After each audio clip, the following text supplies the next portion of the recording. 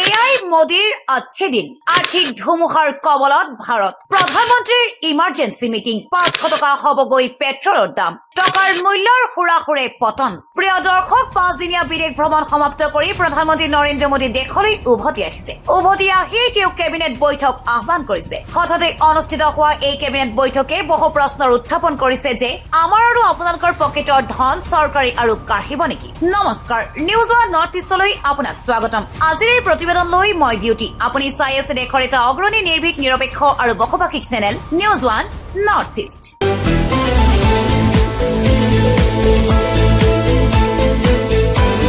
news one north ইষ্টৰ মাধ্যমেৰে আমি কেৱল বাতৰিক সম্প্ৰচাৰ কৰাই নহয় ইয়াৰ আঁৰৰ প্ৰকৃত সত্যও আপোনাৰ সন্মুখত তুলি ধৰিবলৈ চেষ্টা কৰো যিবিলাক বাতৰি গুডি মিডিয়াই আপোনাৰ সন্মুখৰ পৰা সদায় লুকুৱাই ৰাখে পৰিস্থিতিয়ে এনে এটা পৰ্যায় পাইছেগৈ যে আগন্তুক সময়ত বাইকত পেট্ৰল ভৰাবলৈও সাধাৰণ জনতাৰ আৰ্থিক ক্ষমতা নোহোৱা অৱস্থাৰ সৃষ্টি হ'বলৈ গৈ আছে যদিও দেশবাসীক এতিয়াও স্পষ্টকৈ কোৱা হোৱা নাই কিন্তু পৰিস্থিতি ভাল নহয় মূল্য বৃদ্ধি একেৰাহে বৃদ্ধি পাই আছে ডিজেল পেট্ৰলৰ দাম আৰু 5 পৰ্যন্ত বৃদ্ধি পাব পাৰে গাখীৰ ব্ৰেড তেল সকলো ইতিমধ্যে দামী হৈ পৰিছে কংগ্ৰেছ নেতা ৰাহুল গান্ধীয়েও কৈছে যে দেশত এনে এক অৰ্থনৈতিক ধুমুহা আহিব যাৰ বিষয়ে আজিলৈকে কোনেও ভবা নাই দেখা নাই भाइयों बहनों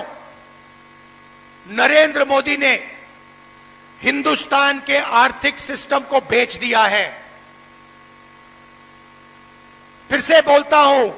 नरेंद्र मोदी ने हिंदुस्तान के आर्थिक सिस्टम को बेच दिया है उसने अदानी को अंबानी को और अमेरिका को हिंदुस्तान का आर्थिक सिस्टम पकड़ा दिया है अब आर्थिक तूफान आ रहा है और नरेंद्र मोदी और हिंदुस्तान की सरकार आपको नहीं बचा पाएगी देखना 2-3 महीने में आपको पता लग जाएगा कैसा जबरदस्त झटका लगने वाला है और आप याद रखना नरेंद्र मोदी कहेगा आपसे कहेगा रोएगा जैसे कोविड के समय रोया था जैसे नोटबंदी के समय रोया था रोएगा और कहेगा मेरी गलती नहीं है और मैं आपको बता रहा हूं कि गलती सिर्फ नरेंद्र मोदी अमित शाह और आरएसएस की है क्योंकि इन्होंने इसको खत्म किया है देख लेना 1 महीने के अंदर टीवी में आएगा नरेंद्र मोदी रोएगा हाथ जोड़ेगा जैसे नोटबंदी में कहा था मुझे लटका देना फांसी से नोटबंदी उसने की आपसे पैसा उसने छीना आपके घर से पैसा उसने छीना और फिर आके हाथ जोड़ दिए और कहा कि मुझे लटका देना फांसी पे अगर काला धन नहीं खत्म हुआ काला धन खत्म हुआ उसके बाद कोविड के समय वही बात की मजदूरों को मरवा दिया घर भेज दिया लॉकडाउन कर दिया और अरबपतियों का लाखों करोड़ रुपए कर्जा माफ कर दिया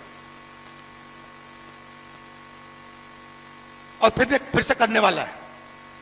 প্ৰিয় দৰ্শক অলপ পাছলৈ ঘূৰি চাওঁ আহক 2016 চনত হঠাতে নোটবন্দীৰ সিদ্ধান্ত লোৱা হ'ল 500 আৰু 1000 টকাৰ নোট নিষিদ্ধ হৈ গ'ল বজাৰলৈ নতুন নোট আহিল প্ৰধানমন্ত্ৰী নৰেন্দ্ৰ মোদীয়ে দেশবাসীৰ ওচৰত 50 দিন সময় বিচাৰিছিল কি হ'ল সাধাৰণ জনতা বেংক আৰু এটিএমৰ শাৰীত থিয় হৈ থাকিল পুলিচৰ লাঠিৰ কোব খাব লগা হ'ল তাৰ পাছত কৰোনা আহিল নৰেন্দ্ৰ মোদীয়ে তালি বজোৱালে থালি বজোৱালে देश ने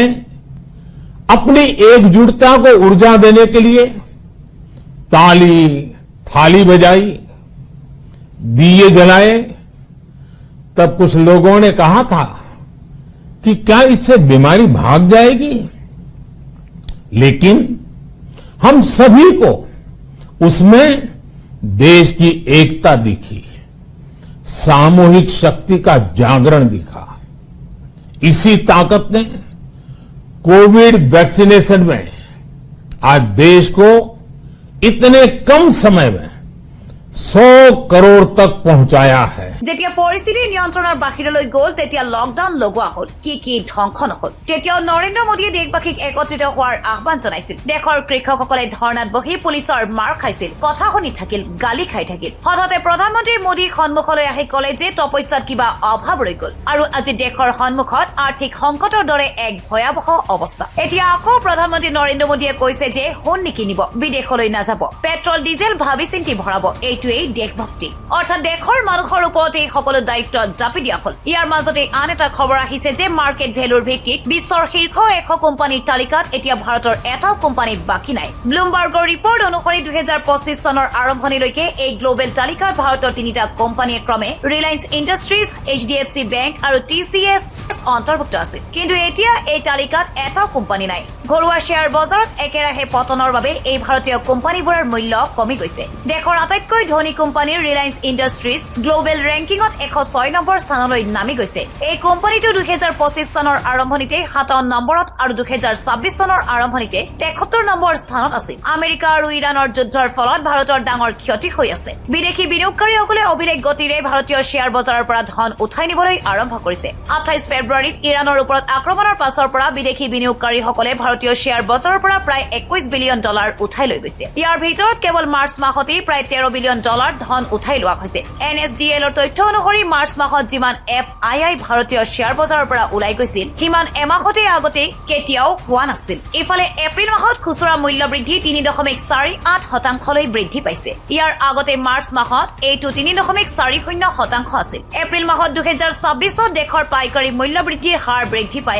8.30% পৰ্যন্ত গৈছে পেট্ৰল ডিজেল LPG আৰু খাৰুৱা তেলৰ দাম বৃদ্ধি ইয়াৰ মূল কাৰণ ডলাৰৰ তুলনাত টকাৰ মূল্য 97 চুবলৈ গৈ আছে মাৰ্কেট এক্সপাৰ্টসকলে ইংগিত দিছে যে টকাৰ মূল্য 150 অতিক্ৰম কৰিব পাৰে মুঠতে প্ৰিয় দৰ্শক দেশৰ আৰ্থিক পৰিস্থিতি ভাল নহয় বিৰোধী দলপতি ৰাহুল গান্ধীৰ মতে নৰেন্দ্ৰ মোদীৰ পুনৰ এবাৰ দেশবাসীৰ সন্মুখত হাত জোৰ কৰি থিয় দিব नोटबंदी के बाद नरेंद्र मोदी ने रोते हुए कहा था मुझे फांसी पे चढ़वा देना अगर काला धन खत्म नहीं हुआ याद है आपको रोते हुए कहा था कोविड के समय लॉकडाउन कर दिया मजदूरों को मरवा दिया किसानों को खत्म कर दिया हाथ जोड़ के रोते हुए कहा मुझे फांसी पे चढ़ा दो मुझे फांसी पे चढ़ा दो फिर से हाथ जोड़ने का टाइम आ रहा है फिर से रोने का टाइम आ रहा है फिर से हाथ जोड़ने का टाइम आ रहा है পেট্ৰল ডিজেলৰ দাম ক্ৰমান্বয়ে বৃদ্ধি হোৱাৰ সম্পূৰ্ণ সম্ভাৱনা আছে প্ৰয়োজনীয় সামগ্ৰীবোৰৰো দাম পুনৰ বৃদ্ধি হ'ব ব্ৰেড গাখীৰ দৈ তেল সকলো সামগ্ৰীৰ দাম বৃদ্ধি পাইছে ক্ৰমবৰ্ধিত মূল্য বৃদ্ধিৰ ফলত জনসাধাৰণ জুৰুলা হৈ পৰিছে প্ৰিয় দৰ্শক এনে অৱস্থাত যদি চৰকাৰে এতিয়াৰ পৰাই প্ৰয়োজনীয় পদক্ষেপ গ্ৰহণ নকৰে তেন্তে আগন্তুক দিনবোৰত পৰিস্থিতি কিমান ভয়াৱহ হৈ পৰিব তাৰ অনুমান আপুনি নিজেই কৰিব পাৰে বৰ্তমান দেশৰ এই সমগ্ৰ পৰিস্থিতিটো আপুনি কেনে দৃষ্টিভংগীৰে চাই আপোনাৰ প্ৰতিক্ৰিয়া কমেন্ট বক্সত নিশ্চয় প্ৰদান কৰিব ভিডিঅটো ভাল লাগিলে শেয়াৰ কৰক যদি আপুনি আমাৰ ভিডিঅ ফেসবুকত চাই আছে তেন্তে ফেসবুক পেজটো ফলো কৰক যদি আপুনি আমাৰ ভিডিঅ ইউটিউবত চাই আছে তেন্তে আমাৰ YouTube channel news one north east নিশ্চয় সাবস্ক্ৰাইব কৰক ধন্যবাদ bureau report news one north east